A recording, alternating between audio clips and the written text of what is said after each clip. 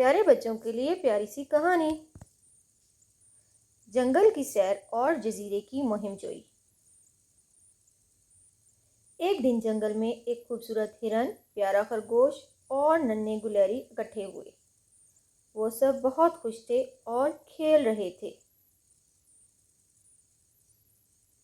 اچانک ہرن نے کہا، چلو آج ہم جنگل کے دوسرے حصے کی سیر کریں۔ سب نے مل کر ہاں میں ہاں ملائی اور چل دیے۔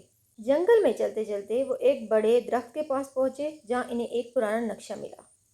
نقشے پر ایک چھوٹے سے جزیرے کی تصویر تھی۔ خرگوش نے کہا، یہ تو بہت دلچسپ ہے، چلو ہم اس جزیرے کو ڈھونڈنے نکلتے ہیں۔ وہ سب مل کر سمندر کے کنارے پہنچے اور ایک کشتی میں سوار ہو گئے۔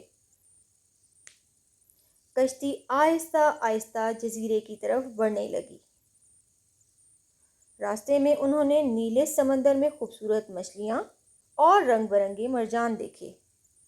وہ سب بہت خوش تھے۔ جب وہ جزیرے پر پہنچے تو انہوں نے دیکھا وہاں پر بڑے بڑے ناریل کے درخت اور خوشبودار پھول تھے۔ سب نے مل کر ناریل کے پانی سے اپنی پیاس بجھائی اور پھولوں کے گلدستے بنائے۔ جزیرے پر وہ ایک نئی دوست ننھا پرندہ سے ملے۔ پرندہ انہیں جزیرے کی سیر کرانے لگا اور انہیں بتایا کہ یہاں گھومنے پھرنے کے لیے کتنی خوبصورت اور دلچسپ جگہ ہیں۔